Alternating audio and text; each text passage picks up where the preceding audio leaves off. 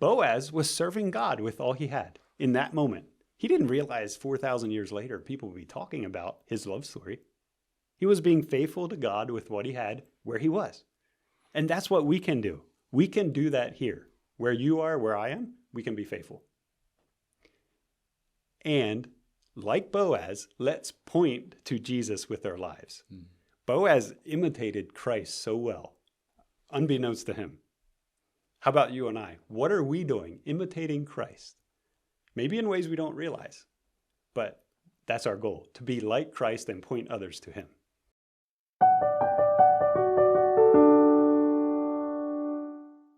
Welcome to Guide Through the Bible. What is a kinsman redeemer? That's something we looked at in a previous episode, and today we're going to dig a little bit more into that and talk about who the kinsman redeemer was in the story of Ruth and what exactly he did. And chapter 4 is the grand finale. This is where the whole story of Ruth comes together. It's a short story. There's not a lot to it, but here we're getting to the end. Right. And so as we look at this chapter, a reminder again that God is at work in the worst of times. No matter how dark the darkness, no matter what's going on around us, God's at work. He's sovereign. He's in control of it all, and he knows, and he's working. That's actually really good news, because sometimes we look at the world today and it's like, this is really dark. Oh, yes. God's people empathize with that almost every time period. It's felt dark. And Boaz, the godly man that he is, stands out. Always. Godly men, godly women, they stand out. Here in chapter 4, we see Boaz taking the role and responsibility of a kinsman's redeemer. And he does the redeeming. But Boaz wouldn't want us to sit here and celebrate him. He was a good man. He was serving God in his time, just like you and I should do. And he wouldn't want us to exalt him. He would want us to exalt Jesus. And that's what we want to do. We want to look at how Boaz reveals his plan to Bethlehem, but it's not about him. This foreshadows another plan of redemption from Bethlehem. And that's who we're going to focus on. And that would be Jesus. Correct. Right? Correct. So if you remember, chapter 3 ended with Naomi telling Ruth that Boaz, he's not going to rest till he figures it out. And telling Ruth, you just take it easy. We got a good man on it. He's going to figure it out. And so this chapter 4 is Boaz figuring it out. I believe he had this plan, and here he is announcing it to Bethlehem. So first we're going to read chapter 4, verses 1 to 12, and then we'll come back through and make some comments on the verses to explain it. Now Boaz went up to the gate and sat down there. And behold, the close relative of whom Boaz spoke was passing by. So he said, "Turn aside, friend, sit down here." And he turned aside and sat down. He took 10 men of the elders of the city and said, "Sit down here." So they sat down. Then he said to the closest relative, "Naomi, who has come back from the land of Moab, has to sell the piece of land which belonged to our brother Elimelech. So I thought to inform you, saying, buy it before those who are sitting here, and before the elders of my people.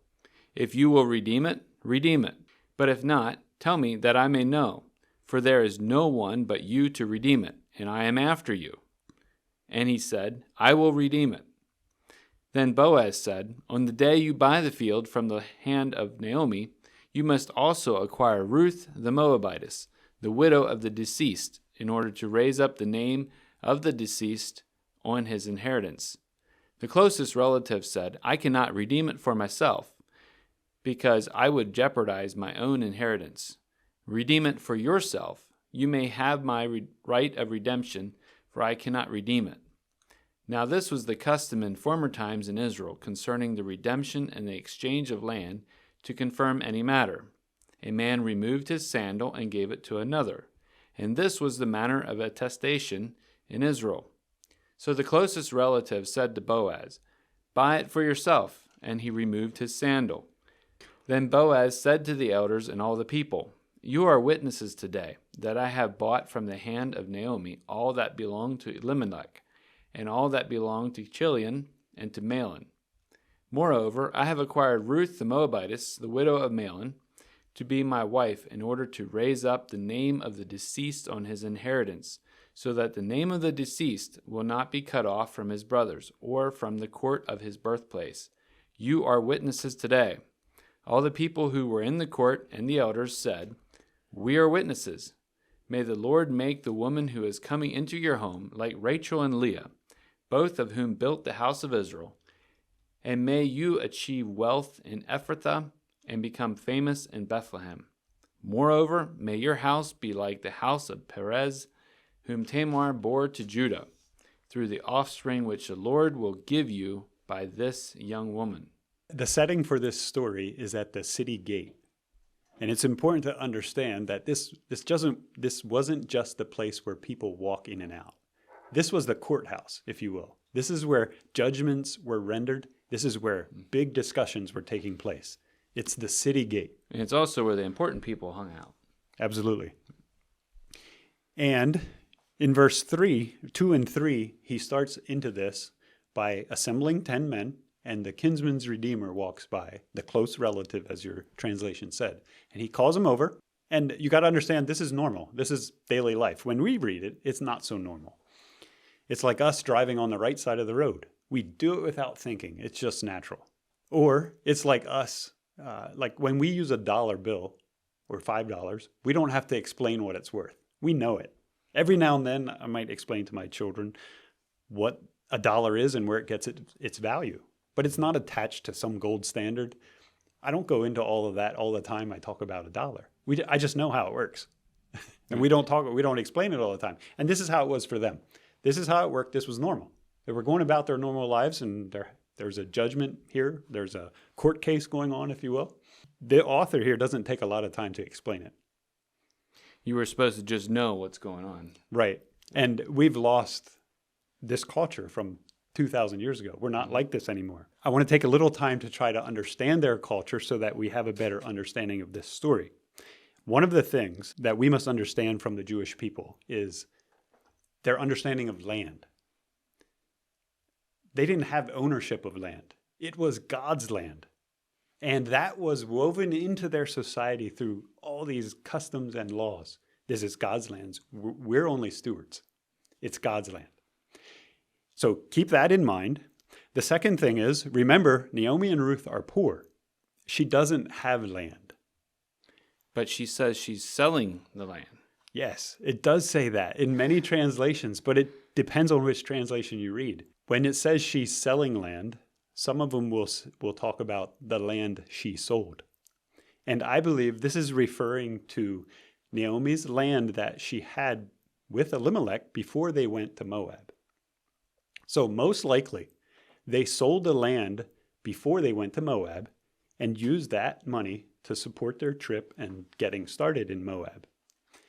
And whoever bought the land would have owned the land till the Year of Jubilee. And we don't know how many years that was, but the guy who was buying the land knew that come the Year of Jubilee, it goes back to Elimelech's family. So talking a little bit about the Year of Jubilee in there, that's every 50 years, right? Right, and it's like this reminder that God gave his people, this land is my land. Okay. So they don't get so possessive of it. And if I have my notes correct here, is Leviticus 25 is where that's described. And every 50 years, like what you sold needs to go back to the original owner or the original family that owned it. Right. And so, I mean, that would be kind of nice in a way. You know, you sold something because you were broke and you needed to give it away or you need to sell it for funds, and now you can start over. It's almost like a great reset. Right. Which could be a real trigger word these days. It is. But this was how they lived and operated. So if there was 2 more years till the Year of Jubilee, well, then your land wasn't worth as much. They factored it in. They were smart. It's almost like they were renting the land from God. That's what he wanted. That's the principle he wanted them to understand. It's not your land. Yeah. And so Naomi is back in Israel, and she sees the land she sold before they went to Moab, but it's not her land. If it would have been her land, I don't think she would have been referred to as a poor person. However, she also understands the laws of the kinsman's redeemer and how that works. And so she's thinking about this, and I believe this also sheds a little light on chapter 3. As she's thinking, she realizes if Boaz would take the role of kinsman's redeemer, he could redeem the land on her behalf, meaning he would buy it from the guy who bought the land from Elimelech, if there was no other changes in there. And then Naomi would have the land back through his good deed. Mm-hmm. And he could continue their family line through Ruth, if he would be willing to do that. And so chapter 3 was her pushing that plan forward. We find out that Boaz was very willing to be the kinsman's redeemer, but there was someone closer. In other words, someone else had a right to it before him. And this is another noble thing for Boaz. He was submitted to the law. And, he could have said, we love each other. We're just going to forget the law and do this because we love each other. But he was a man under authority. He put himself under that law, and he did what the law taught. Now, if I'm not mistaken, this whole kinsman redeemer thing isn't spelled out in the Torah or the first 5 books of Moses. Right. The whole part of marrying Ruth to go with it, that doesn't seem like that's spelled out somewhere. It isn't clearly spelled out in the Bible we have. From this story, it seems like it was not required. It was not required that the kinsman's redeemer marry Ruth. So it was voluntary. It was like an act of generosity to the family to carry on that line. Yes. That's actually amazing. Boaz was good to the core. All through and through, he was a godly man. So in verse 4, Boaz, the other guy, Mr. So-and-so I'll call him, he walks by, he calls him in and tells him, look, Naomi's land here, do you want to redeem it? Because if you don't, I will. And his immediate reaction is, yep, sure, I'll redeem it. It's good property, I'll take it. I think he realized that Naomi didn't have an heir. She didn't have any descendants that would get the land in the future. So if he buys the land, he pays the price, whatever that price is till the year of Jubilee, and if there's no descendants, then the land stays with him. So then it was a really good deal. Right. Which is why I think he immediately said, I'll take it. And then we get to verse 5. This is the climax of the whole story. This is the part of the story that you hear the drum roll and the music building in the background, right? Because this is where it comes down to. At this point, the other guy, Mr. So-and-so, had not acknowledged or said anything about Ruth. It seems like he would have known about her. And so that leads to 2 different interpretations for verse 5. And I'm just going to present both of these interpretations. Mm-hmm. I don't feel like I have a strong opinion on which one it is, but I'll say the effect is the same. The first interpretation of chapter 5 is Boaz telling the other guy, okay, if you redeem the land, then you also acquire Ruth, and you will have to extend the family line through her. Meaning that as a kinsman's redeemer, you can't just buy the land and ignore Ruth. You have to play the part of kinsman's redeemer and do the whole role and extend Naomi's, Elimelech's family line to the next generation. And when he heard that, he was out. So that would have meant that would have the child from Ruth then also had a claim on his land? Mr. So-and-so's land? No. The child from Ruth would have had Elimelech's land. So the price went down. If Mr. So-and-so puts down the money, that's from his resources, and then there's a child, the land is automatically that child's. And it seems like he had other children or a family where if he would have put down the funds for the land, it would have made things complicated with his intermediate family. And he wasn't ready to do that. And he knows it just like that. And so when Boaz says this, he's out. Nope, I'm done. The second interpretation of Ruth chapter 4, verse 5, it's very similar, but if you read it with, instead of you acquire Ruth, put Boaz saying, I acquire Ruth. So that in the day you buy the land, I acquire Ruth, and I'm going to extend the family line. And when the Redeemer heard that, the other guy, Mr. So-and-so, heard that, he would have immediately known, I buy the land now, in the year of Jubilee, whenever that is, there's going to be a child here that's going to get the land. So he's out his resources or whatever he puts down for the land in that case as well. Sure. The effect is the same. Not exactly sure which one to say, yeah, this is the way it is. So in a sense, it caused a predicament for him to move forward. Like there was going to be complications with his whole additional child and descendant and heir, and like, Right. It's just not worth it. Right. And that's what he was not willing to do. And in verse 7 and 8, it's the deal finalized. This is the handshake. This is the signing of the papers, as we do here. Whatever we have, they exchange sandals. And we're like, what? I don't hope know. They were clean, right? I'm not sure what it all was behind it, but that's how they did it. And that was normal. This is the way we do it. And that officialized the deal. Again, I'd like to point out the integrity that Boaz had, because it seems like he could have not told Mr. So-and-so his plan, and it would have been fine. And then in a couple years, the other guy's out the money, and the land is his child's. But there, he wasn't underhanded. He wasn't trying to be sneaky. He put his plan out in the open. And in verses 9 and 10, as they make the sale formal, this isn't the disrespectful one regarding levirate marriage.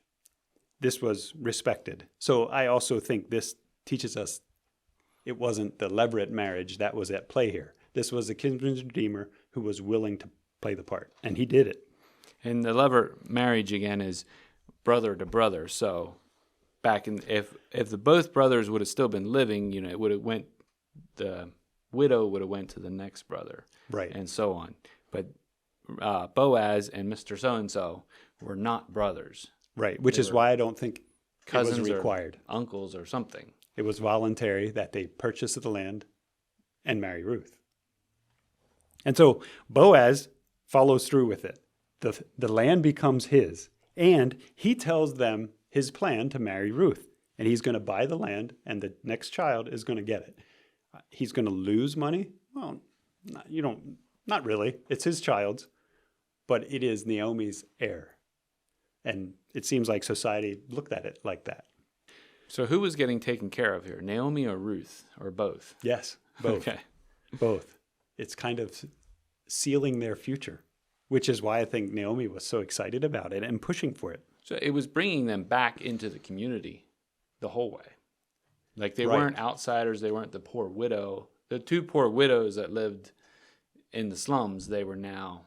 This was Part their of- land. they Yeah. were part of Boaz society. redeemed it on her behalf. And I'm sure she lived out there. I'm guessing he managed it. But now put yourself in this small town of Bethlehem, and Boaz is there announcing his marriage to Ruth. And you got to see the one guy's like, oh, what? The next old lady's like, oh, I knew that. I saw that the day they came back. I thought I was just, you could hear all sides of the story, which is kind of funny to imagine. But he announces his plan. And this is Boaz announcing his plan to Bethlehem. Again, I say he doesn't want us to focus on him, but he wants us to think about our Redeemer, another plan that started in Bethlehem. And that's what we want to focus on as well. Verses 11 and 12, it ends with the rest of the town blessing Boaz as he takes this next step. And they bless him with the names of their ancestors. Perez was the son of Judah. And if you remember, Bethlehem was of the tribe of Judah. And the Rachel and Leah blessing is also referring back to their ancestors. And so it's a nice exchange of the city blessing him as he takes this next step. And the thing with Tamar is she was an outsider, if I'm not mistaken. Yes, she was. And so was Ruth. Right. There's a similarity there, and maybe that's why it was mentioned. But that brings us to the end of today's lesson. Boaz revealing his plan to Bethlehem, but it's not about him. This foreshadows another Redeemer, another plan starting in Bethlehem. And that's where I want to leave it, reminding us that Boaz was serving God with all he had in that moment. He didn't realize 4,000 years later people would be talking about his love story. He was being faithful to God with what he had where he was. And that's what we can do. We can do that here. Where you are, where I am, we can be faithful. And like Boaz, let's point to Jesus with our lives. Boaz imitated Christ so well, unbeknownst to him. How about you and I? What are we doing? Imitating Christ. Maybe in ways we don't realize, but that's our goal, to be like Christ and point others to him. All right. Well, thank you, Arlen, for that. And thank you for watching Guide Through the Bible. How about you? Are you being faithful in this time you have here? Boaz, he was faithful. He did what God had called him to do right then and there without the big picture. And sometimes that can be a little hard to do, but that is the call from the story of Boaz and Ruth.